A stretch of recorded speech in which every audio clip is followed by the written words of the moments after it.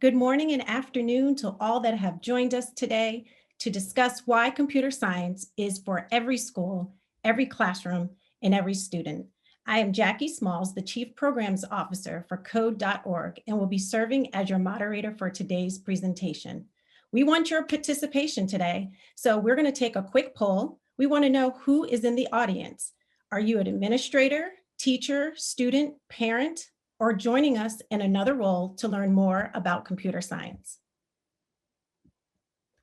While you take a minute to answer the poll, please note we will be moderating the Q&A. Encourage you to ask questions throughout the presentation.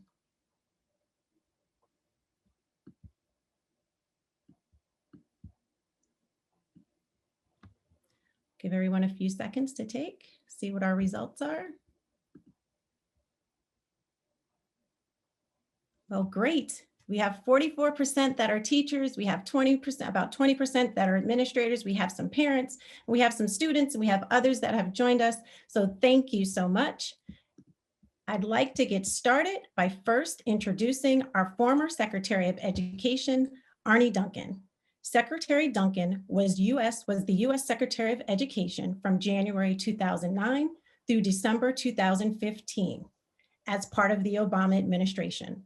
Beforehand, Duncan served as Chief Executive Officer of Chicago Public Schools from 2000 and, I don't have that, I'm so sorry, but until 2008. Duncan won praise for uniting the city's stakeholders behind an education agenda that included opening 100 new schools, expanding after-school, summer learning, early childhood, and college access programs, dramatically boosting the caliber of teachers and building public-private partnerships around a variety of education initiatives. He currently leads Chicago Cred, a nonprofit trying to achieve a transformative reduction in gun violence in Chicago. He also manages he's a managing partner at Emerson Collective, an organization dedicated to removing barriers so people can live to their full potential. Secretary Duncan graduated magna cum laude from Harvard University in 1987, majoring in sociology. Welcome, Secretary Duncan. Thanks so much for having me. Thank you so much for being here. I would also like to introduce our CEO and founder, Hadi Partovi. Hadi Partovi is a tech entrepreneur and investor and CEO of the education profit Code.org. Born in Tehran, Hadi grew up during the Iran-Iraq War, where he taught himself to code at home. After immigrating to the United States, he spent his summers working as a software engineer to help pay his way through college. Upon graduating from Harvard University with a master's in computer science, Hadi pursued a career in tech starting at Microsoft, where he rose to the executive ranks. He has founded multiple startups and served as an advisor to well-known tech companies, but his main focus is Code.org. Code.org has established computer science classes reaching 30% of US students, created the most broadly used curriculum platform for K-12 computer science, and launched the Global Hour of Code movement that has reached hundreds of millions of students spanning every country in the world. Hadi's family lives in Seattle, Washington, and in his spare time, which we all don't think he has much of, but in his spare time, he enjoys skiing, water sports, playing music, and playing board games. Thank you for joining us, Hadi.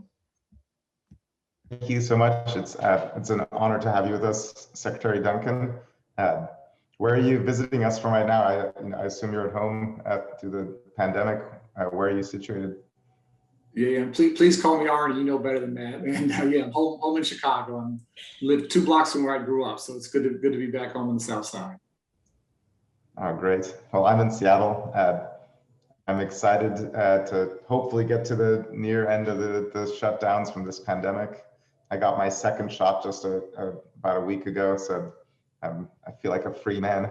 I hope you've gotten vaccinated too as well. I don't know if you had the chance yet. But. Yeah, no, we have. Our family's been vaccinated, so we're real lucky. We were sick in November and hit our family pretty hard, and we've lost, like many folks, we've lost friends to the pandemic, to COVID. So we are very, very lucky and grateful to be on the other side of this, and just want to see the country get to the other side of this as quickly as we can.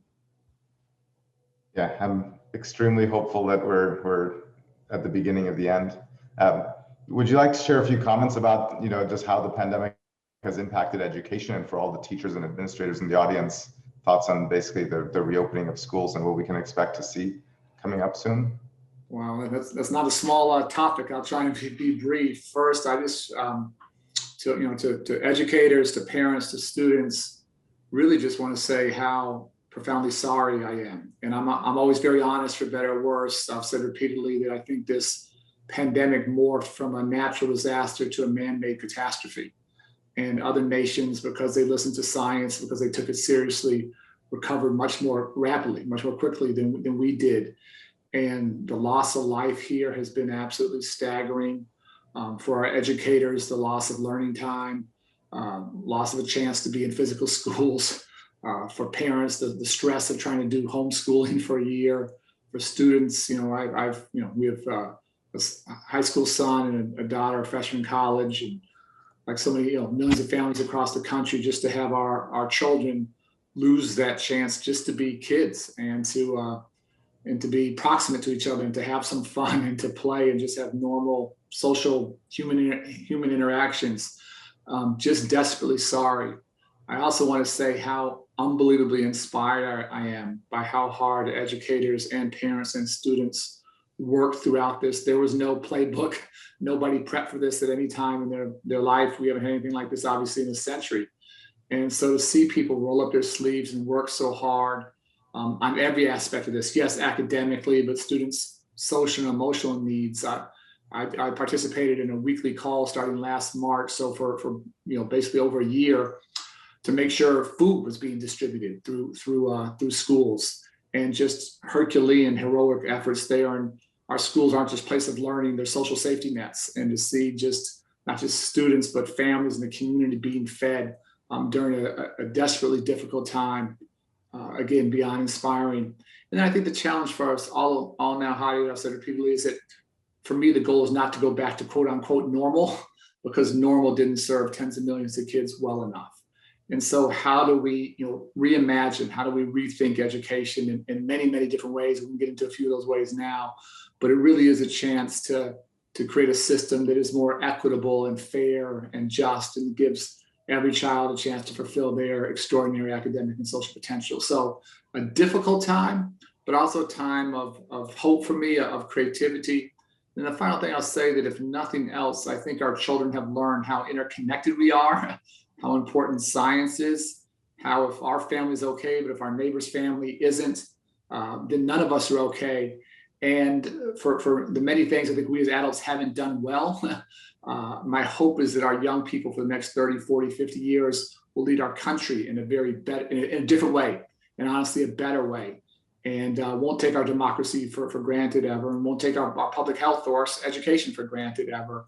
And if they can take the very difficult lessons of the pandemic forward, the next couple of decades could actually be a pretty remarkable time here in the United States. Yeah, among the things that I think about the bright spots is just how much technology has helped people cope. 100 years ago, during the last major pandemic, people didn't have Zoom, they didn't have the internet, any of the things we take for granted. I have kids who are 14, 12, and 7, and my 7-year-old, who was in first grade, has now become an expert Zoom student. But not only he's learned how to use Zoom, he's also learned how to schedule his life, because instead of being in one classroom, he has to click to different links and things like that. And he's like on top of his own schedule, which my other kids didn't learn that when they were in first grade. So this has forced him to learn new skills. And really, our teachers and administrators all around the country and even all around the world have embraced technology in a way that schools haven't before. For the last 10, 20 years, people have been talking about what are ways technology can help education. And everybody basically had a rapid, like, all right, we have to figure it all out right now. Whether it's video conferencing or scheduling or live Q&A or quizzes or things like that, just all the different ways teachers have figured out creatively how to engage their students. And one of the beauties of American education is there's no sort of central plan for these things. Teachers everywhere came up with their own solutions creatively, and that's it's wonderful to see the different ways they've done that. For the work of Code.org, one of the things that's critical now as we think about the reopening is how to frame that, we're entering a new world, and in that new world, computer science is much more important than it's ever been. And aside from all the things we need to teach students, the work of Code.org is around teaching computer science. Just like we teach math, just like we teach English or regular science or history or foreign languages, we're in the 21st century now, and all the problems our communities, the human race is going to need to solve are going to be technical problems or problems that we can solve with technology. And it's important for our schools, as they've adapted all these new technical skills during the pandemic, to figure out, all right, how do we move beyond just teaching with technology, but teaching about technology, teaching about the way these things are built, about how to create them, and so on. And that's one of the things that I think it's a real opportunity for America, but it's also an opportunity we need to deliberately act on. It's not just going to happen naturally. If we go back to the old normal, most schools don't teach computer science because it's sort of this special subject that you don't think is for every student. And that's one of the things I'm hopeful that this country can sort of add into the curriculum as we reopen.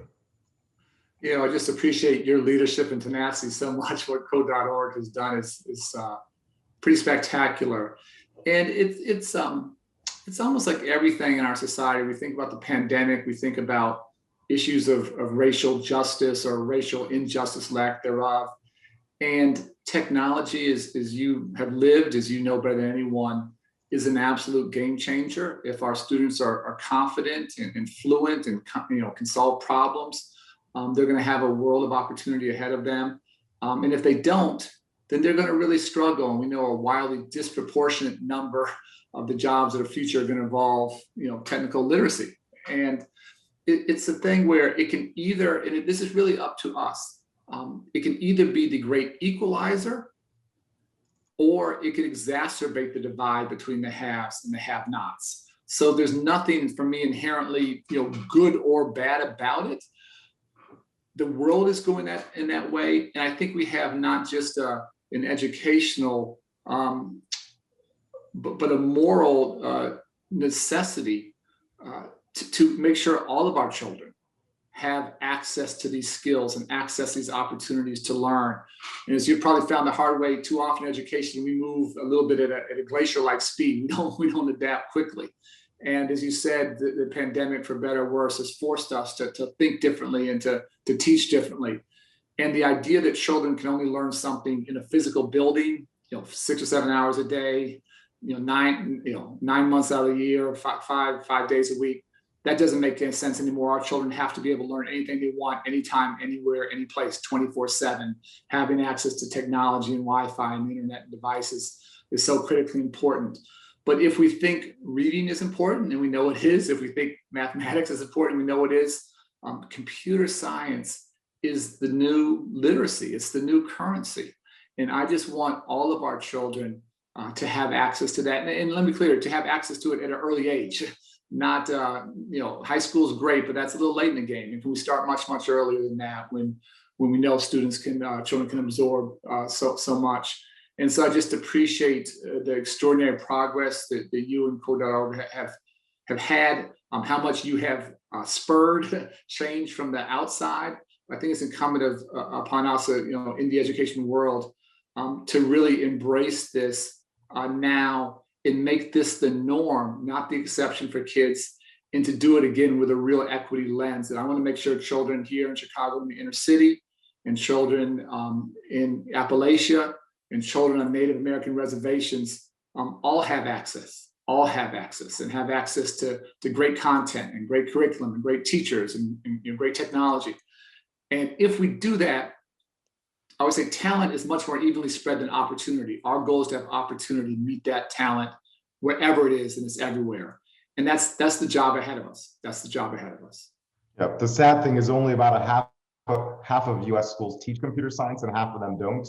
And if you look at the ones that do teach it, it's the schools that are wealthier, the schools that have less diversity among their student populations, the schools that are mostly in the suburbs rather than in the cities or rural. And those are the problems that we're trying to tackle as well. Jackie's going to come back and she has some folks who are going to ask us questions as we continue the conversation. So we're going to have, I think, 3 people joining us. Thanks so much, Hadi. Yes, we have some special guests representing the voice of students, teachers, and administrators. So I'll start with some introductions. First, I'll start with Miles Mackey. Miles is a graduating senior who's an honor student as well at Patrick Taylor Science and Technology Academy in Louisiana. He has grown up loving STEM and plans to major in mechanical engineering with a minor in computer science. He has participated in summer STEM programs at MIT and US Irvine, working on artificial intelligence, machine learning, and programming projects. Miles is very busy and he's ready to take on the world. So we welcome Miles. We also welcome Athena Talk. Athena is Navajo from 2 Gray Hills, New Mexico, which is on the Navajo reservation. She is currently teaching AP Computer Science principles at Bond Wilson Technical Center. And finally, we have Mr. Milo Mc Mcminn, a 2nd-generation New Mexican educator who works at Central Consolidated School District, which serves over 6,000 students on and off the Navajo Nation. Milo is the founding principal of Bond Wilson Technical Center and Early College High School CTE Academy that offers high school students industry-based learning in mechatronics, computer science and engineering, pre-nursing, culinary arts, welding, construction, and industrial maintenance. Welcome, Miles, Athena, and Milo. And I believe Miles has the first question he'd like to ask.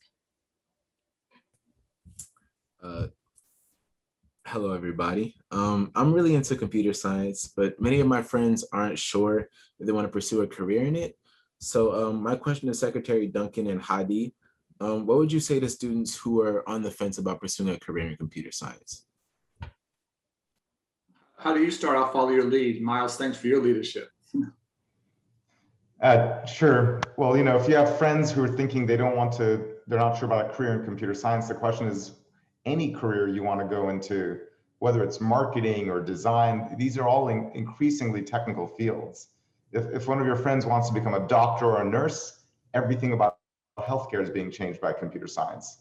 Even if you want to become a farmer, the future of farming is self-driving tractors, and farmers increasingly need to actually code their tractors or debug their tractors. Most people don't realize is how much even something as traditional or consideredly old school as farming has become a technical field. And then also computer science helps develop the mind. So, why are we teaching math? It's not because you want to pursue a career in math, but every student learns math because it helps develop your thinking skills. And the same thing is true of computer science just as much. Just a couple quick thoughts. That for me, the goal is not to tell everybody this is what they have to do for their career. We all have different interests and passions. But what I want to make sure is that your friends aren't locked out of these possibilities. And again, I'm going to keep coming back to it, the lack of equity across our country in everything, healthcare, criminal justice, and yes, education is real. And so I just want to make sure that your friends have a chance to decide whether or not this is what they want to devote their life to. And at the end of the day, what's the nature of work going forward? The nature of work, we don't know the jobs, what job you're going to hold probably doesn't even exist yet. I'm not smart enough to know what that's going to look like. What I do know is the nature of work is going to be around solving problems. That our ability to solve problems, to work together, to work in diverse teams, to work not just domestically, but internationally, that's going to define who's successful and who's not. And if you have those skills, I consider computer science to be integral, to be critical to that. You have those skills, you're going to be able to do really well for yourself, for your family, for your community. If you don't have those skills, you're going to be on the outside looking in, and that's pretty scary. And so for me, it's never about telling anyone what they have to do or what they must do. It's exposure, letting them know what those careers look like. What does those salaries look like? It's hard to imagine doing something you've never seen before. And so, that's what I think what Hadi's, devoted his life to, and other folks, is to making sure that 100% of our students, not just the privileged, not just the wealthy, not just the affluent, not just the white, but all of our students have a chance to make this decision for themselves.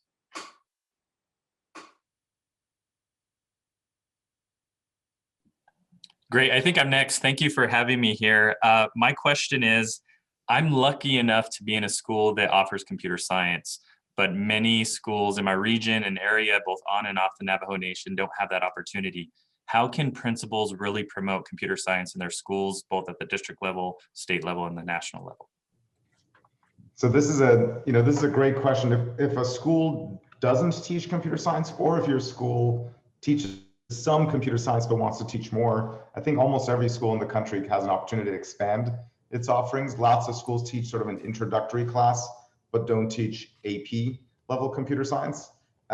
And whether you have CS or not, the top questions schools ask are, first of all, where's the budget for teaching it? But then most importantly, who is going to teach it? Because if your school doesn't have a computer science teacher, you look around, which one of us is going to teach this class? Schools don't have a budget to hire a new teacher. And the work that code.org does more than anything else is professional development of existing teachers, so that your history teacher, your math teacher, your science teacher, even your art teacher can go through a professional learning program and actually become a computer science teacher using the code.org program. And this is something that's available in every single state.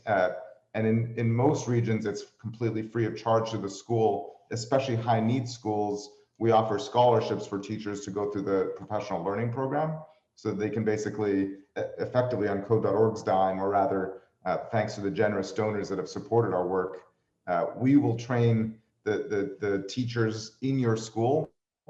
The hard thing for an administrator like yourself is also making sure to put room for it in the schedule. So for example, at a high school level, you need to open up a slot in the master schedule, for at least one computer science class. And if you open up that slot, I guarantee you students will sign up for it. Or if your school teaches introductory CS, if you open up an AP class, AP computer science has become the fastest growing field in the history of the College Board AP program. It's because students actually really want this stuff. And most administrators don't realize the students' demand for this, because students know that this is the future. And if you say we're adding this course, they sign up in much larger numbers than people expect. But the first step is getting a teacher to go through the training program. And code.org's training program, the professional learning program is I think one of the best ways to start, especially because for most schools, we make it free thanks to the scholarships we provide. Yeah. Did I hear your intro that your school is an early college school? Is that correct? Yeah, we are partnering with Navajo Technical University. We had a meeting here yesterday, and they said hi to you, Arne. So I wanted to share that welcome with you as well. Yeah, first of all, I'm just a huge fan of early college programs. A high school diploma is critical, but I think it's almost not quite enough. Important, but not sufficient. I would love to see every child graduating, every student graduating with some college credits in their back pocket, or industry certification, or both. And the college exposure, and and just appreciate so much you working in Navajo Nation, and all of our children deserve a world-class education, but no one deserves it more than our native children and communities. And the chance to take a college class is not just for the high flyers; it can be for students who are thinking about dropping out, or thinking just college isn't for them. That they don't know anyone. They've never had a family member go to college, and to have that experience and start to think, wow, I can belong on a campus and I can succeed with college level work. Again, it's not just the academic learning, it's sort of the mind shift, and really opening up the world of possibilities. So just a huge fan. Thanks for working in a community that deserves the best. In terms of how do we expand this to other schools, for better or worse, today in this day and age, you sort of say, who do people listen to? They listen to their peers. So I love Hadi. Hadi's an amazing salesman, but honestly, most principals might listen to you before they listen to him or listen to me. And not that you don't already have a full-time job, but the more you're talking to your peers, that's who people trust these days. The more you're talking to your colleagues, letting them know the training is important. And it's really interesting what Hadi says about sort of opening a slot. And so this to me is just a really critical point. I don't want to blow through it. Computer science can be in some places like a quote unquote extracurricular, but I don't think it's an extracurricular. It's essential. It's got to be in the core.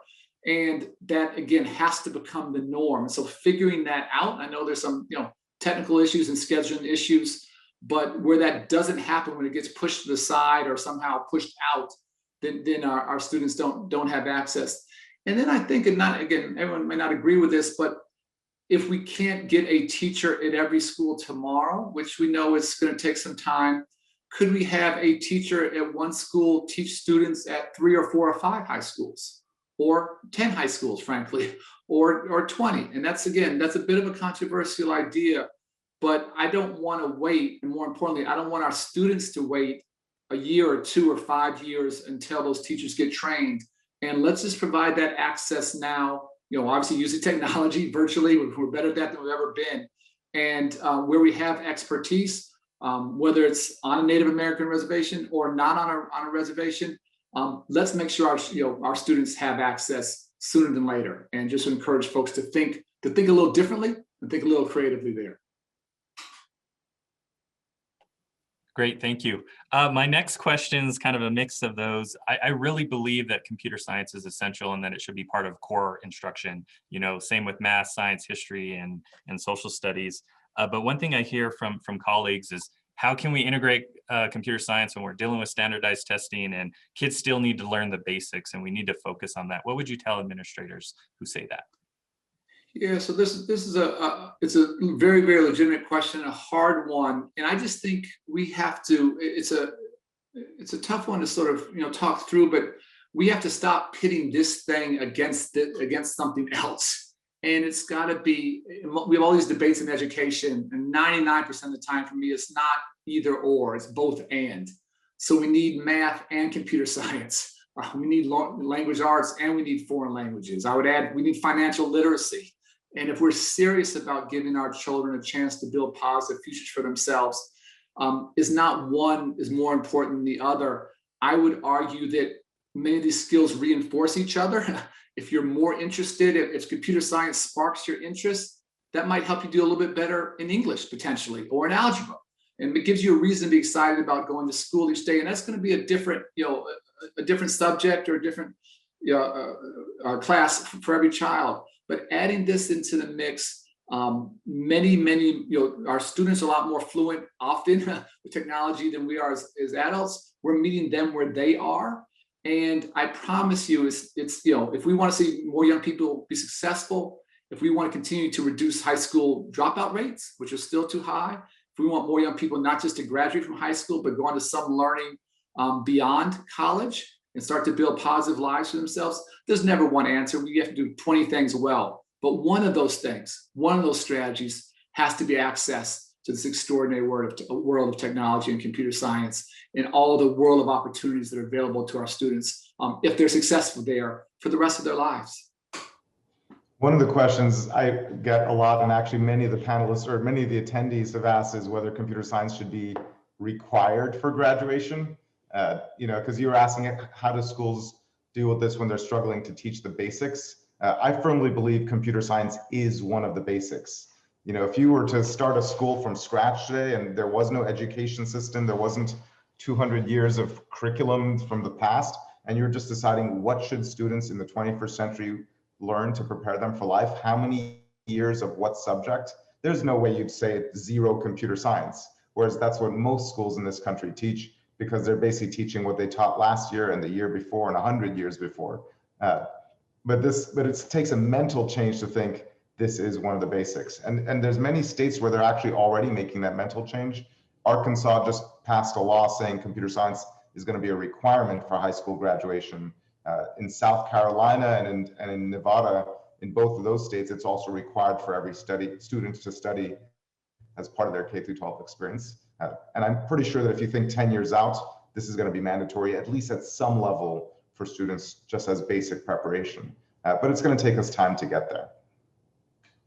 I think Athena and Miles have 2 more questions, because we also want to get to the segment where we say, how do you do this? And how do you ensure that computer science is in your school? So we're going to make sure that Athena is able to answer her question, and Miles will end with yours.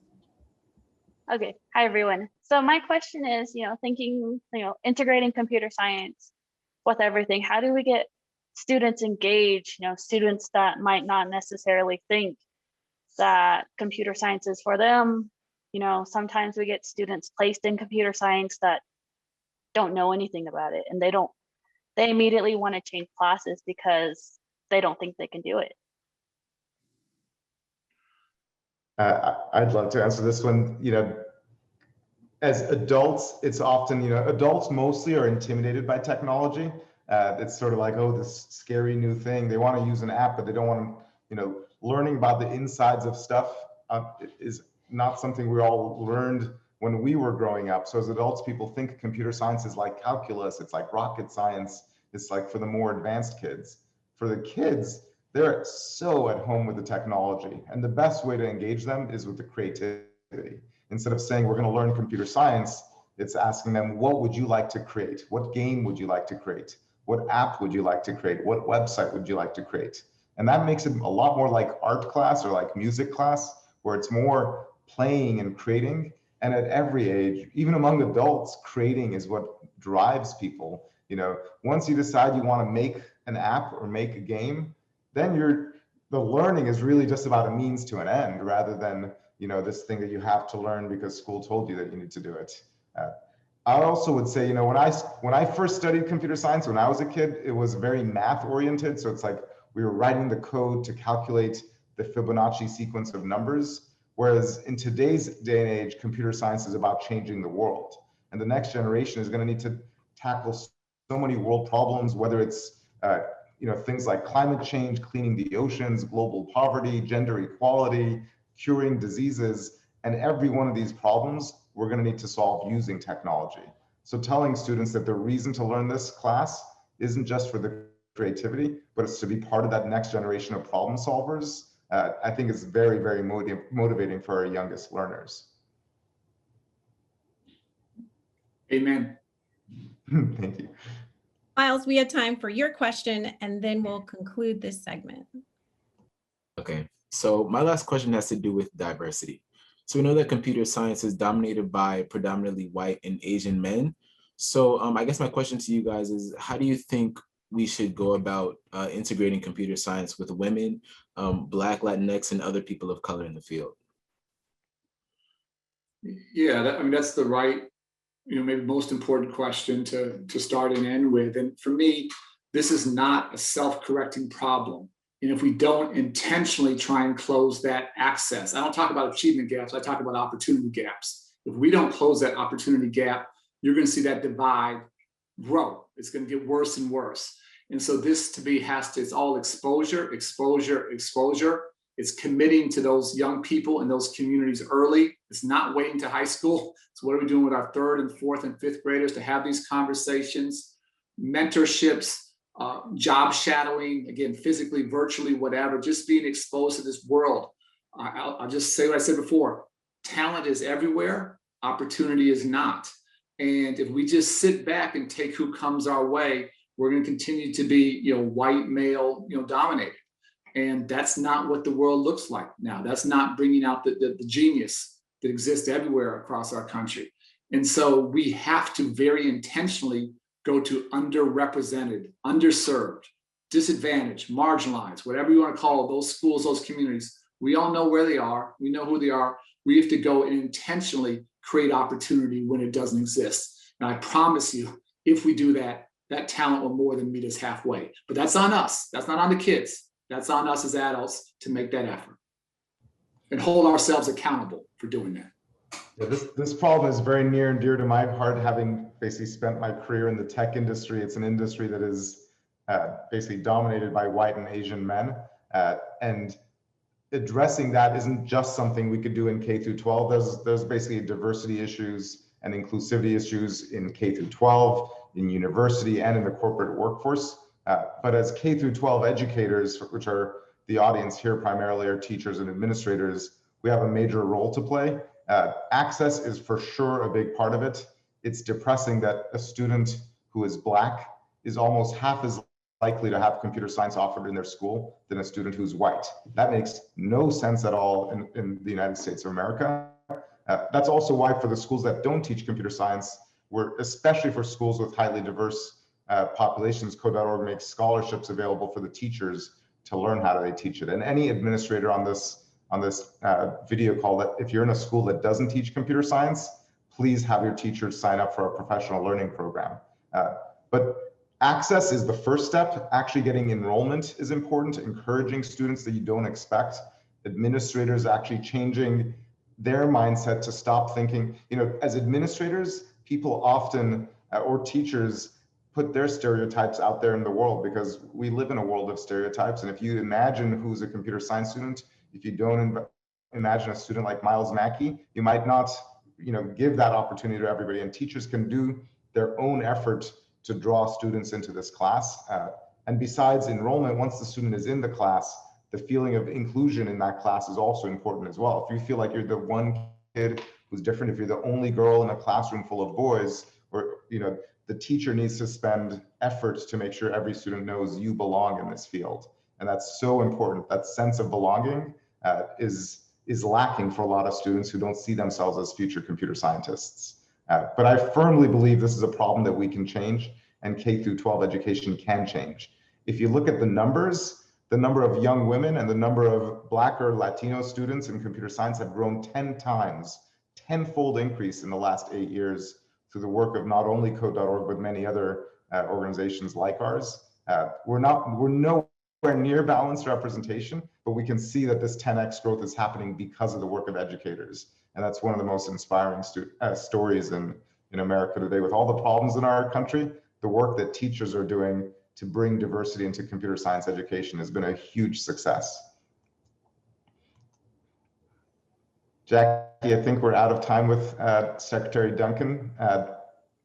Yes, we are. So I want to thank you, Secretary Duncan, Hadi, Miles, Athena, and Milo for the conversation and thoughtful insight. My takeaway from listening to you all is there's a call to action to do our part. I think we heard that. Let's do our part and provide an opportunity for students to learn computer science. Administrators, please consider how computer science be part of your school, and teachers, learn more about our professional learning program, which you'll hear in a few minutes. But I want to thank you all again for spending time with us and having this conversation. Thank you so much. I invite everyone to visit code.org, your school, where you can learn more about our professional learning program, but we're going to talk about that in our next segment. So I'm excited to tag team with my colleague, Alana Aaron. Alana is an educator who spent 13 years as a teacher and district administrator at the New York City Department of Education, where she most recently worked on the district's Computer Science for All initiative. Alana is the director of our outreach team. I'll turn it over to you, Alana. Thanks so much for the intro, Jackie. I'm thrilled to have the opportunity to share a bit about our professional learning program with everyone here today. What Jackie didn't tell you is that I am a living testimonial that new to CS teachers can teach Code.org courses. I picked up the curriculum and taught it to my 5th grade students in New York City without ever having taken a computer science course myself. So if I can do it, you can do it. That's to the teachers on the call. And now at Code.org, I have the opportunity to help schools and districts nationally bring computer science to their students. So let me begin with the Code.org vision. Our vision is that every student in every school should have the opportunity to take a high quality computer science class. We believe that by reaching underrepresented racial and ethnic groups like Hadi and Arne were just talking about, and young women, we can both increase equity and opportunity and help take one important step toward increasing diversity in CS. So Miles, thanks for setting us up nicely with your question. One strategy we employ to help us achieve our mission is providing free open source curriculum, as well as professional learning opportunities for teachers. To date, more than 100,000 teachers in kindergarten through 12th grade classrooms have gone through the Code.org professional learning program to prepare to teach computer science.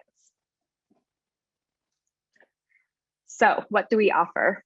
Our K-12 pathway includes CS fundamentals for elementary school teachers.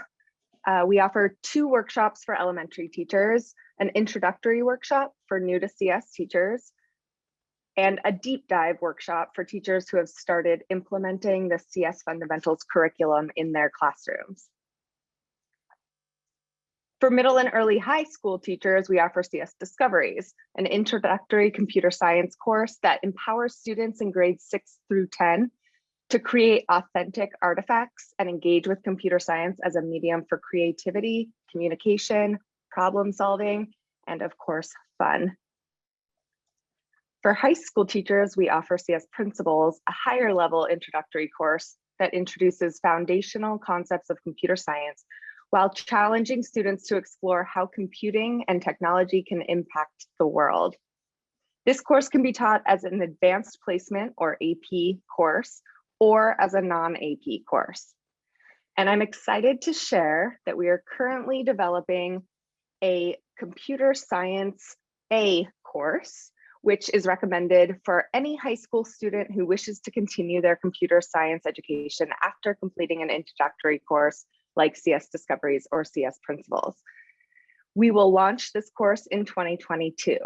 The Co.org CSA course builds upon structures introduced in in CS Principles, excuse me, and we believe this course will be accessible to students who have traditionally been underrepresented in computer science. Like CSP, CSA can be offered as an AP course or as a non-AP course. Check out this growth from Co.org and everyone else working to support computer science education. I love the direction these graphs are going, but we still have a ways to go. We are still only up to 25% female and 20% underrepresented groups taking an AP CS exam. This is where our regional partner network comes in.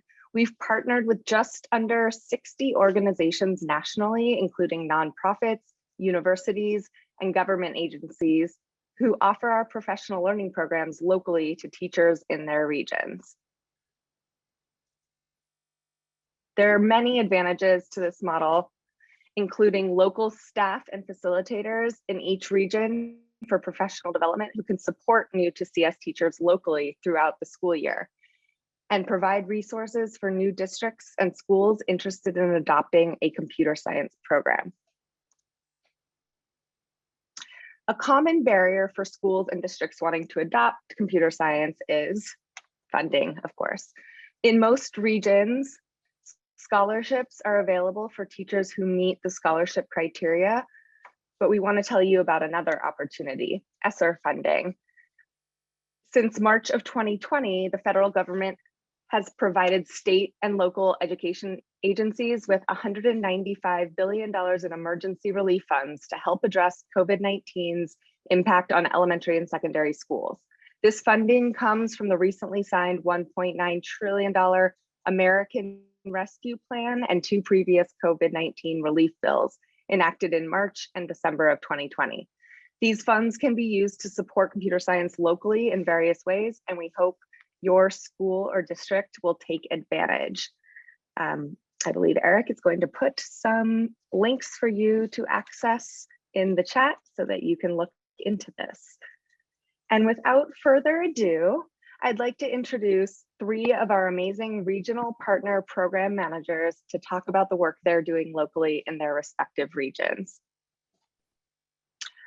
First, I'd like to introduce Cheryl Bobo. Cheryl's an educator with 35 years of teaching and leadership roles in Alaska and is currently working with the Alaska Staff Development Network to expand computer science in Alaska's urban and rural schools by creating professional learning opportunities for teachers and admin. She enjoys the unique opportunities that come with working with students, educators, and admin across the vast state of Alaska. Next, we have Larry Wynn, who is the CS program manager for the MySTEM network and Grand Valley State University and supports CS implementation across the state of Michigan. Welcome, Larry. And last but not least, we have Paige Prescott. Paige is with the CS Alliance, where she works to expand CS education in New Mexico through a multi-pronged approach that includes teacher professional learning and policy at the district and state level. Welcome, Paige. So I'm going to kick off our panel with a question for all three of you. Paige, let's start with you.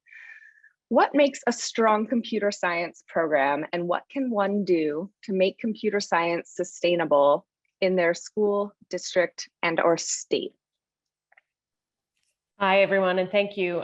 It's a great question that I think about often. And one of the things is I try and think about where is it most fragile. And One of those is maybe that the teacher hasn't yet gotten trained in the school or the district. And so providing that professional learning and making sure that that teacher, once they do get some training, feels supported.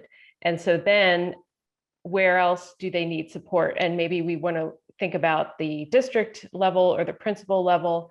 And, you know, in the case of in the prior segment with Athena as a computer science teacher and her administrator, Milo, she has support. And so she is, she knows that she has a network that she can tap into, other computer science teachers through code.org. And then also her principal is supporting her. So does Milo as a principal need some support? Is that a fragile area? And so I try and think about it in an ecosystem level, you know, that all levels have some connection and feel supported. And the other thing is that I try and keep computer science thinking it very positive, like make it fun, make it inclusive, and to keep that together, more carrots and less sticks when it comes to computer science. And the last thing that I try and do is whenever I talk to anybody in a community, especially anyone connected to computers, to education, I ask the question, what are you doing to support computer science? So that could be a school board member, it could be an educator, it could be a principal, it could be just maybe a volunteer in the community that is connected to a school, or the parents. What are they doing to support? And just by using that term, like computer science education, it alerts them that, oh, they should be doing something. So then it gives an opportunity for them to either ask me more questions or to ask questions of the constituents that I'm trying to get them to interact with, which is mainly the schools. And then also make sure that students know about opportunities as well, and to ask that as well, like, how are you getting involved in computer science? Oh, well, maybe I should. And then they can feel a part of that community that we're building. And my metaphor is really right now deepening the bench, because one of the things that I want is I want teachers to have colleagues that they can connect with, and that, you know, it takes away that fragility where it's not dependent on one single person and their passion, but that there's maybe, if that teacher moves into a different position, that there's another person in that building that can take on teaching computer science. Or maybe that there's other principals that understand the systemic ways that they can support computer science in their district. And so that's what we want to do, is just make it as pervasive as possible, as inclusive as possible, and as positive as possible. Thank you. Thanks so much, Paige. Larry, do you have anything to add on that? Yeah, topic? It's actually, thank you for having me. And it's a perfect segue to my thought with this, building a strong CS program. It's easy to have one teacher be a shining star within a district and invest in that teacher, and you have an awesome program. But what happens when that teacher decides to retire or happens to take on another position, and who's going to take up that mantle? And so if you really want a strong CS program in your district, you have to invest in it as a school district in a community and say, we are going to be a part of this. It's going to be part of our school improvement plan. We're going to be thinking about this as all our planning processes. We're going to be thinking about multiple instructors doing this work. And so that way it's not linchpinned on one instructor, and that it's the entire district has a plan to move this forward and not just that one person. And so that to me is the huge piece, trying to strengthen it within the district. Thanks, Larry. And Cheryl, anything to add from Alaska?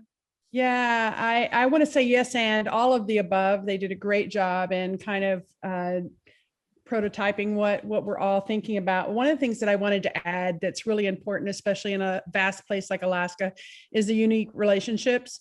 And I believe that building the relationships with the Department of Ed, the universities, superintendents, principals, teachers, counselors, and community. I try my very best to educate the community also to the value of what this will bring to their community, but developing reaching out to individual districts or schools and talking about their strategic plan and how I read their strategic plan and how this absolutely fills so many of their little points. And awareness, dispelling misconceptions is really important.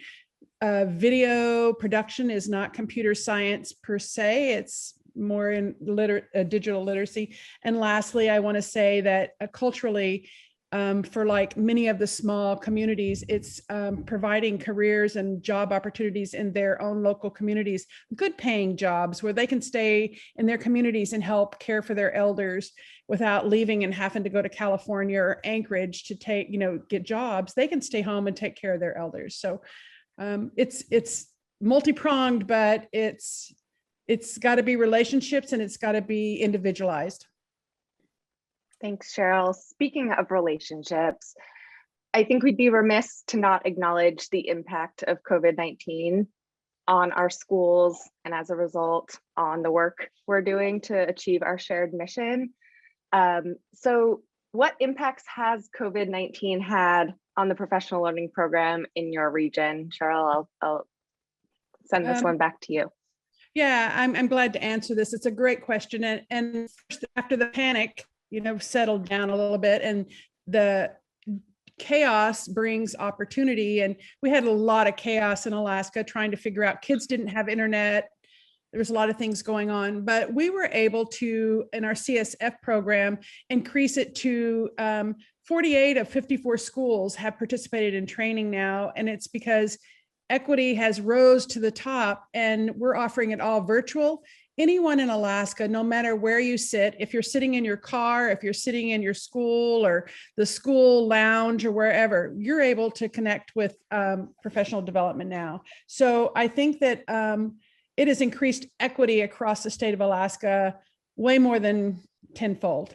I'll just keep it that short, but we have been able to reach a lot more. And we always wanted to go virtual because of our big state. So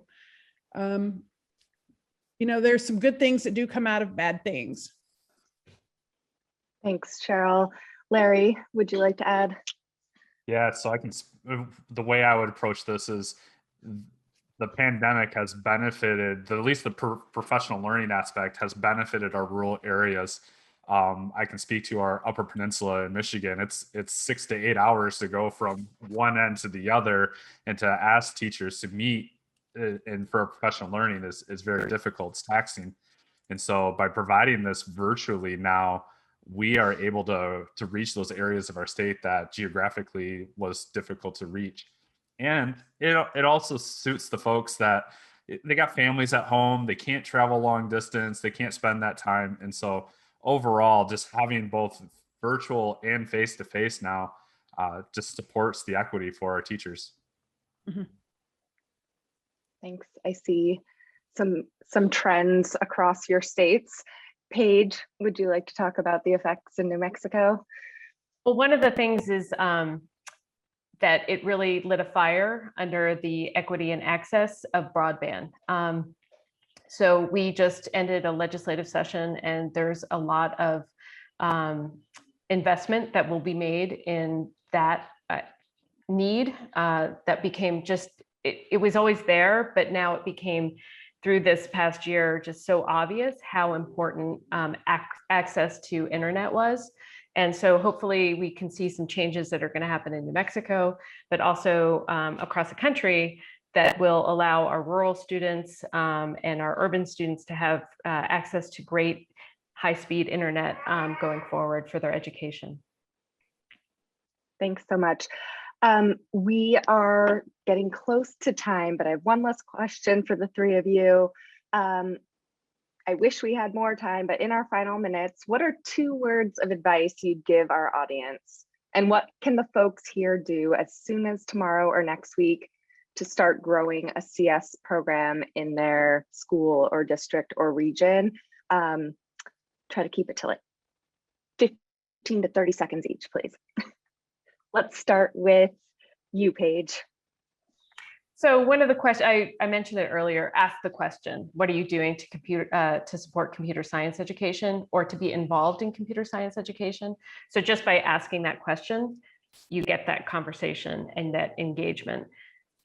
And my 2 words are community and depth. So building a community of educators and people connected to computer science education, and then giving the depth of that experience. Thanks. Thanks so much. How about you, Cheryl? 2 words of advice? 2 words of advice. My big words are flexibility and listening. Be flexible and meet them where they are, not what you plan to give them, but what they need. And listening carefully to your community, to your parents, to the teachers. You can help them with their challenges. Thank you. And Larry, to close us out. Yeah, so my 2 words are directed to school districts, and that's invest in culture. And so if you really want to have that strong CS program within your school, you have to invest within your teachers, within your planning process, within your school improvement process. You have to build a culture around CS if you want it to survive within your district. Larry, Cheryl, and Paige, thank you so much for joining us and for all the work you and your organizations are doing for the students of Alaska, Michigan, and New Mexico. We really appreciate your partnership. And here we are, despite the amazing work our partners are doing on the ground and all the progress we're seeing, the truth of the matter is that most schools still don't teach computer science. So please join the movement. If you're a teacher, visit code.org/yourschool, like Jackie shared earlier, to apply now. And after this webinar, please tell a teacher friend to apply as well. Parents, contact your child's schools to advocate for a computer science program. And if you're an administrator, connect with your local regional partner. You can reach them through this link that will be in the chat as well, bit.ly/contact-my-RP, to connect with your local partner to find out what offerings are available in your region. And with that, we want to say thank you so much for joining us today.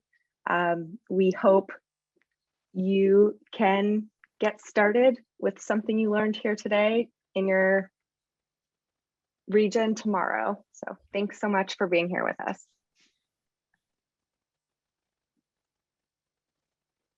And one other note, you'll receive a survey link. So please make sure to participate in the survey. We want to hear your feedback, and we thank everyone for joining us today. We know you will join the movement to ensure all schools, all classrooms, and all students have access to computer science. Thank you so much. Have a good rest of the day, everyone.